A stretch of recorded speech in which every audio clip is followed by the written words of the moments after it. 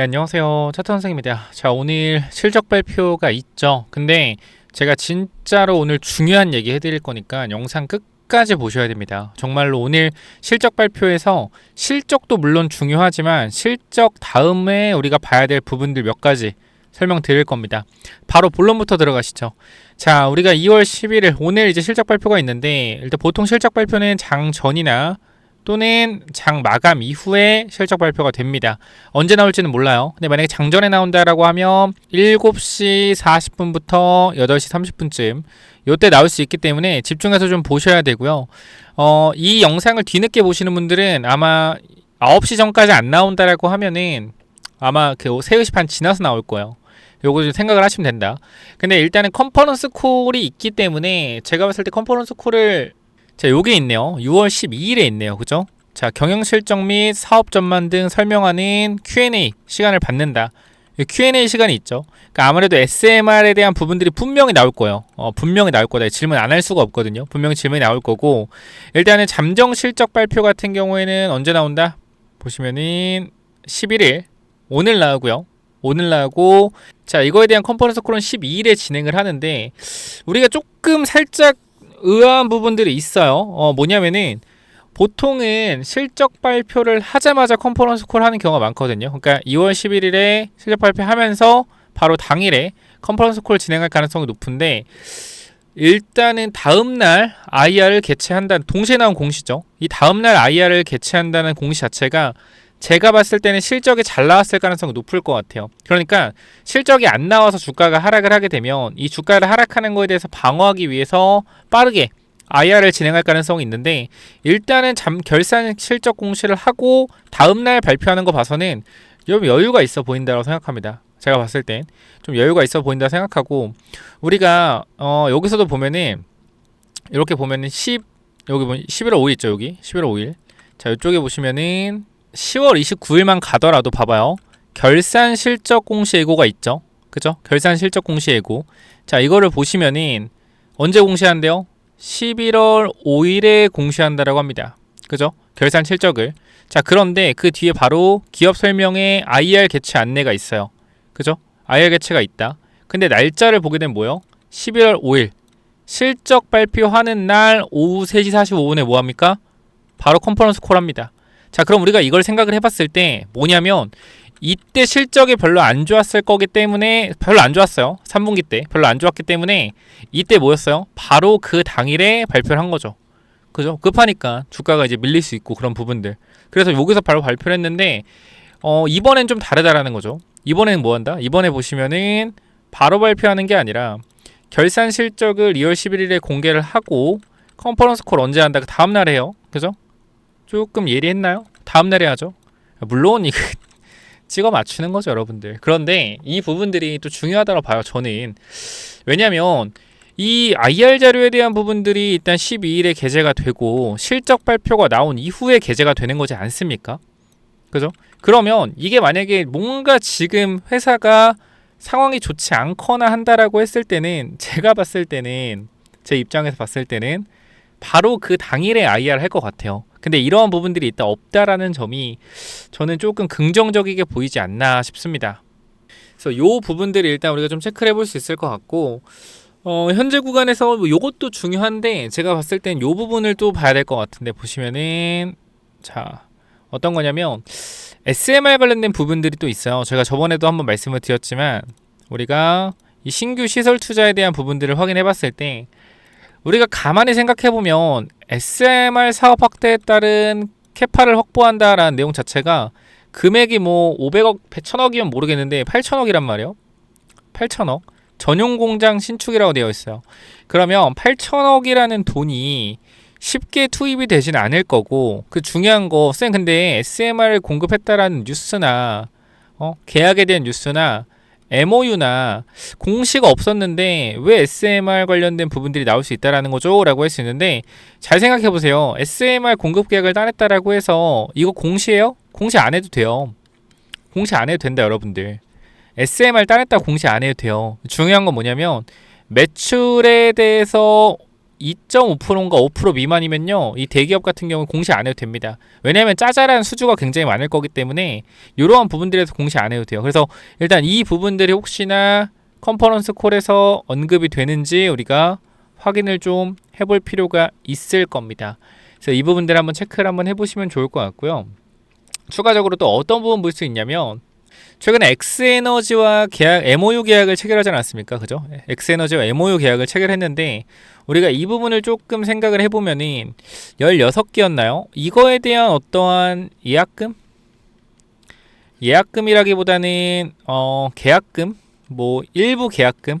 그러니까 왜냐면은 여기저기서 우리 먼저 해줘, 우리 먼저 해줘, 우리 먼저 해줘, MOU 하자라고 했는데, 아니 너도 먼저 해달라, 너도 먼저. 그러면 이제 우선순위가 사실 어떻게 될지 모르겠잖아. 그럼 이렇게 하는 거, 계약금 먼저 입금하시는 분들한테 먼저 해드릴게요. 이렇게 해서 계약금을 받을 수 있죠. 근데 이제 4분기 때 사실상 엑스에너지와 어떤 이슈가 있었기 때문에 이 부분들이 좀 크다라고 생각을 하고요, 제가 봤을 때는. 그리고 또 중요한 부분들 한 가지 더 말씀을 좀 드리면, 그 SMR에 대한 부분에 대한 공급 계약이 혹시 안 나온다라고 하더라도 컨퍼런스 콜에서 26년 수주 목표에 대한 부분들, 그러니까 수주 잔고 금액이 지금 두산이 얼마죠? 보면 되니까. 자, 지금 보시면은 수주 잔고 이쪽 보시면은 얼마냐? 8조 6천억, 100만 원이고 100만, 1000만억, 10억 몇천억, 8조 6천억. 8조 6천억에 대한 금액이 있는데, 일단 이 부분들이 4분기에 뭐가 있었냐면 가스터빈에 대한 부분들 좀 있었고요. 엑세아의 머스크에. 그리고 한수원 관련된 부분도 있었고요. 풍력 관련된 부분도 있었기 때문에 수장고가 많이 늘어났을 가능성이 높아요. 그래서 이러한 부분들로 인해서 또 추가적인 매출에 대한 부분이, 이익에 대한 부분이 더 증가하게 된다. 그러니까 수주 잔고가 늘어난다고 했을 땐 추가적인 매출과 이익이 플러스가 될 수 있겠죠. 근데 이 모든 것들은 지금 주가에 선반영되어 있다라는 것까지만 일단 말씀을 드릴게요. 그러니까 수주 잔고가 엄청나게 쌓인다고 하더라도 결과적으로 공장이 없으면 수주를 더 받을 수가 없죠. 그렇기 때문에 우리가 시설 투자에 대한 부분들이 나왔을 거라고 저희가 또 생각을 하고 있고요. 신규 시설 투자 12월 17일에, 그러니까 이미 수주에 대한 부분들이 꽉 찼기 때문에 요거에 대해서 새로 하는 것 같다라고 좀 말씀을 드릴게요. 신규 시설 투자. 그래서 오늘 좀 주목해서 보셔야 되는 건 그 실적 발표가 잘 나오면 좋지만 혹시나 미스가 나더라도 여러분들이 흔들리지 말라는 거예요. 오늘 핵심적인 내용은 실적에 대한 부분들이 어떻게 나오건 간에 흔들리지 마셔라. 핵심은 2026년이다라는 겁니다. 2026년. 기대감이 폭발할 수 있는 연도는 2026년도고, 2026년도에 이제 상승에 대한 탄력이 본격적으로 강하게 나올 텐데, 요 부분에서 우리가 이제 매도를 굉장히 잘 해야 된다라는 거 다시 한번 전달을 드리도록 하겠습니다.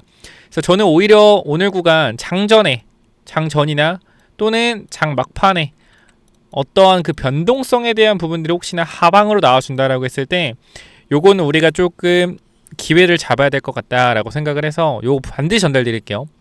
왜냐면 이게 결과적 출발하기 전에 흔들기라고 보여지고, 이 구간에서 실적 발표를 주가를 하락시킨다라고 했을 땐 여러분 잘 모르시는 거 말씀드리겠습니다. 두산 에너빌리티는요, 15,000원부터 90,000원대까지 오늘 때까지 한 번도 실적이 잘 나와서 올라간 적이 없어요. 다 실적은 안 좋았습니다. 근데 여기까지 올라온 거예요. 이해했어요? 이번에 실적이 안 좋다고 하더라도 기대감으로 계속 올라가고 있는 구간이기 때문에 반드시 기회를 잡으셔야 된다. 이거 분명히 말씀드리고, 두산 오늘 혹시나 모를 상황에 대비했을 때 기회를 반드시 잡자라고 전달드릴게요. 구독, 좋아요 눌러주시면 영상 바로 올라갈 거니까 확인해 보시면 되고, 우리가 급락할 때도 제가 과거 여러분들한테 이거 그냥 보여드릴게요.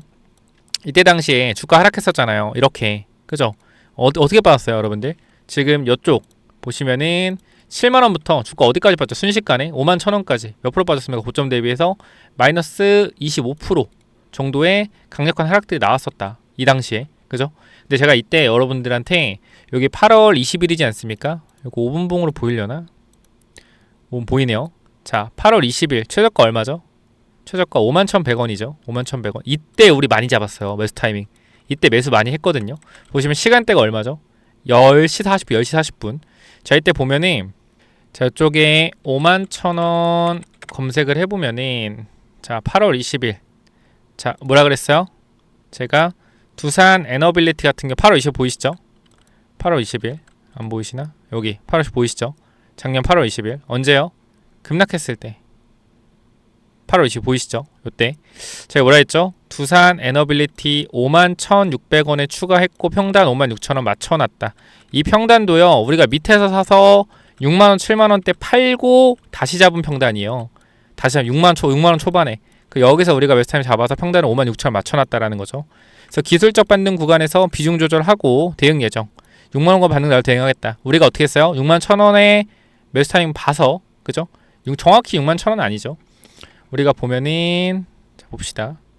우리가 이 당시에 그러니까 요런 타이밍을 잡겠다라는 건데 우리 다시 한번 여기서 모아갔단 말이에요. 6만원 초반 구간에 모았다가 여기서 매수 평단 여기 만들고 기술적 반등 구간에 비중 덜어놓고 끝까지 왔단 말이에요. 그러니까 우리가 물 탄 것만 덜었어요. 물 탄 것만 평단 낮아졌고 우리가 수익 보고 좀 절반 물 탄 거 정리하고 쭉 들고 왔다. 여기까지. 그죠? 마찬가지로 지금 구간에서 주가가 어떠한 트리거로 하락이 나오게 되면 우리가 평단을 낮출 수 있는 기회거나 비중을 확대할 수 있는 기회란 말이에요. 저는 근데 이게 비중을 확대하면은 여기서 비중 안 줄이죠. 더 올라간 비중 줄일 겁니다. 왜? 기회로 보니까. 그래서 오늘 구간 여러분 타이밍 좀 잘 잡았으면 좋을 것 같고 요거 혹시나 급락했을 때 지금 급락한다는 게 아니에요.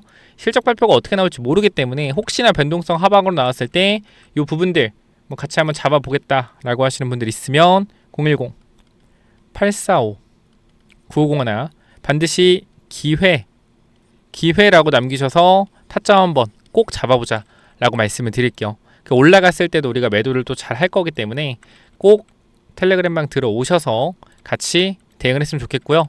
요 부분들 기회라고 남겨주시면 됩니다. 아시겠죠? 기회.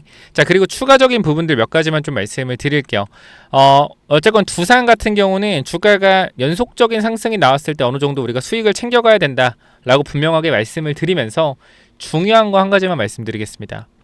우리가 한 섹터를 계속적으로 끌고 가는 거는 진짜 냉정하게 말씀드리면 장투의 개념이지만 크게 좋지는 않다라고 봐요. 그래서 두산도 우리가 물론 완전 전량 매도하고 가진 않을 거예요. 분할 매도해서 수익을 챙기면서 물량을 남기면서 갈 건데 우리가 그 다음에 봐야 되는 게 로봇이거든요. 로봇주 봐야 되는데 현대차 쪽을 좀 보셔야 돼요. 이게 시간 지나면 개미들 다 털릴 거란 말이에요. 지금은 개인들이 수요가 엄청 많기 때문에 조금 천천히 봐야겠지만 개인들이 털려 나가는 구간에서 우리가 모아간다라고 하면 두산처럼 또 이 상승 나오면 이때 먹을 수 있거든요. 그래서 이러한 타이밍 우리가 한번 같이 잡아볼 건데 현대차는 일단 말씀을 드렸기 때문에 제가 자동차 부품주 한번 말씀을 드린다 했고 주말간에 이제 마지막으로 전달 드리겠다라고 했는데 생각보다 많은 분들이 이제 신청을 안 해주셔가지고 이 부분들 한 번만 더 전달 드릴게요. 부품 관련주.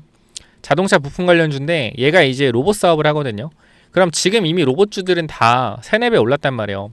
많은 애들 10배씩 올랐고 이거 솔직히 사기 힘들어요. 저는 현대차가 결과적으로 간다라고 봤을 때 현대차와 벤더를 이루고 있는 자동차 부품주들이 주가가 급등이 나올 거라고 생각을 합니다. 당연히. 근데 이 친구들은 이제 바닥권에 있기 때문에 정말 강하게 올라간 상승을 나오면 이렇게는 올라간단 말이에요. 계양전기 자동차 부품주잖아요. 이렇게 10배가 올랐어요. 10배가. 그죠? 현대 트랜시스의 자동차 로봇 모듈 공급한다고 뉴스 하나로 이렇게 갔단 말이에요. 모베선자 마찬가지. 어떻게 올라갔어요? 이렇게 올라갔잖아요. 6배. 그죠? 주가 6배나 올라갔죠. 순식간에.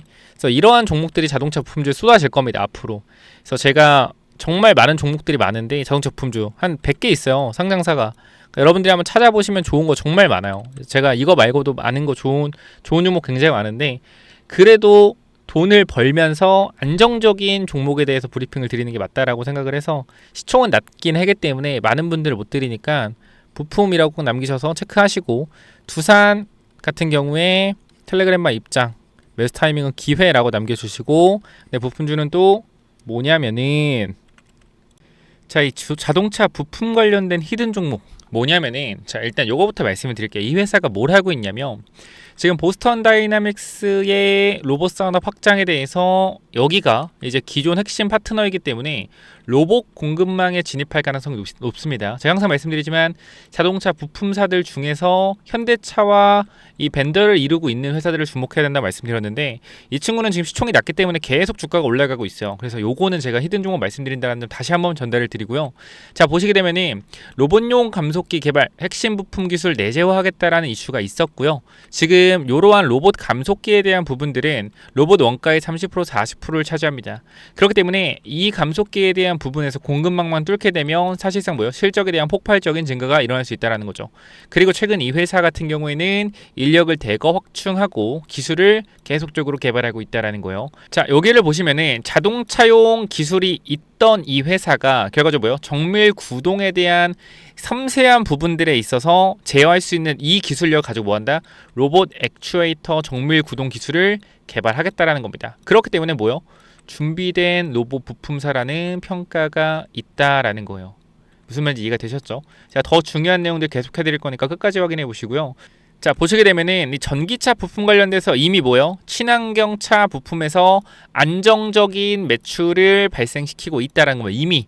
그렇기 때문에 내연기관 전기차로 넘어가는 이 시점에서 뭐 할 수 있다? 이미 전기차에 대한 부품들로 갈아타고 있다라는 거예요. 이미 여기서 뭐 합격이죠. 자, 근데 로봇 모멘텀에 대한 부분들이 새로 생겼다라는 거죠. 자, 로봇 산업은 고부가치 산업이고요. 그 다음에 오랫동안 저평가였던 회사이기 때문에 아까도 말씀드렸지만 자동차 부품사들이 저평가에서 성장성을 부여받을 수 있기 때문에 가치가 상승할 수 있다라는 거죠. 그렇죠? 안정적인 성장을 통해서 가치까지 상승한다라고 하면 모멘텀이 엄청나게 크게 받을 수 있다라는 겁니다. 자, 그래서 여기 보면은 재무제표 같은 경우에는 자산에 대한 부분들, 자산 총기가 계속 늘어나요. 그죠? 회사의 외형적인 부분들이 계속적으로 매출도 보면 커지고 있다. 이건 3분기고요. 계속적으로 뭐였어요? 성장하고 있다라는 거죠. 이익이 뭐예요? 안정적이고요. 그죠? 여러분 시가총액이 1000억인데 영업이익이 200억, 300억이면 말 다 했죠, 사실. 참고로 지금 그 정도지 그 전에는 더 심했다라는 거예요. 너무 저평가다. 그래서 여기를 보게 되면 실적에 대한 부분들을 보시면 어때요, 여러분들? 실적이 매출이 꾸준하게 늘고요. 영업이익 안정적이게 나오고 있죠. 자, 이 회사 주목을 하셔야 된다라는 거고. 자, 보시면은 우리가 이제 리스크 관리에 대한 부분들 확인을 해야 되는데 단기적으로 주가 이렇게 올라가고 있어요. 그죠? 이렇게 올라가고 있기 때문에 단기적인 개미 털기를 주의해야 된다. 그죠? 매집이 완료된 게 아니라 올리면서도 지금 공격적인 매집을 하고 있다라고 하면 뭐요? 변동성에 대한 부분 나올 수 있다. 그럼 뭐요? 타점을 잡아놓고 기다리면 된다라는 거죠. 그렇기 때문에 이 종목 주목하라라고 말씀을 드리는 거고요. 그 다음에 항상 뭐요? 재료의 실체를 중요하다. 감속기 한다는 거 오케이. 여기까지는 오케이. 한다는 거 오케이. 근데 감속기 성공하겠느냐? 그죠? 성공하겠느냐? 못할 수도 있죠. 근데 뭐요? 그거에 대한 기대감으로 계속적으로 주가는 올라갈 거라는 거. 언제까지? 그게 확인될 때까지. 앞으로 몇 년? 1년, 2년 걸린다라는 거예요.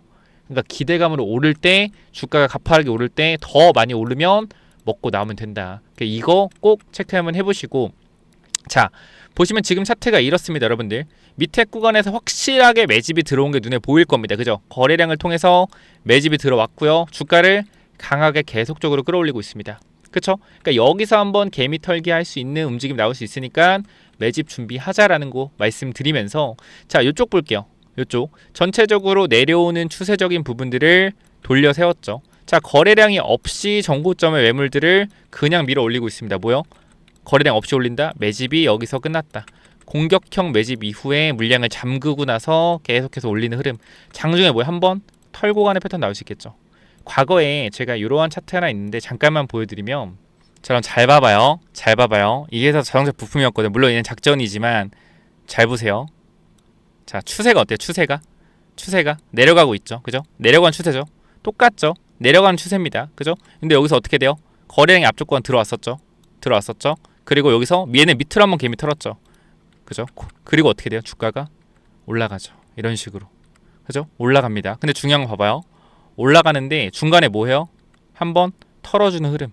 강력하게 털어주는 흐름 나오죠. 이런 식으로. 얘 주가 어떻게 됐다? 보세요. 어떻게 됐어요? 이렇게 됐죠. 잘 보세요. 봐봐요. 이게 뭐예요? 이게 작전주예요. 이게 작전주라고요. 7번에서 어디까지? 17,000원까지.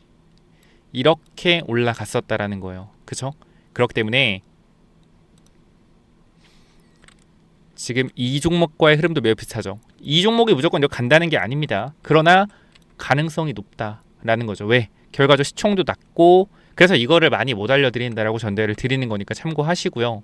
보시게 되면은 현재 구간에서 이 종목 여러분들이 꼭 체크 한번 해봤으면 좋겠다라고 말씀을 드리면서, 내가 요거 한번 체크해보고 싶다라고 하시면 위쪽에 번호 남겨놓을 겁니다. 몇 번이죠? 010-845-9501. 이쪽으로 뭐요? 이쪽으로 부품. 부품이라고 두 글자 남겨주세요. 제가 확인해서 여러분들 보내드리도록 하겠습니다. 많이는 못 보내드리니까 꼭 보시면 받아가시기 바래요. 010-845-9501 이쪽으로 뭐라고요? 부품이라고 남기시면 됩니다. 아시겠죠? 여기까지 하고 마무리할게요. 감사합니다.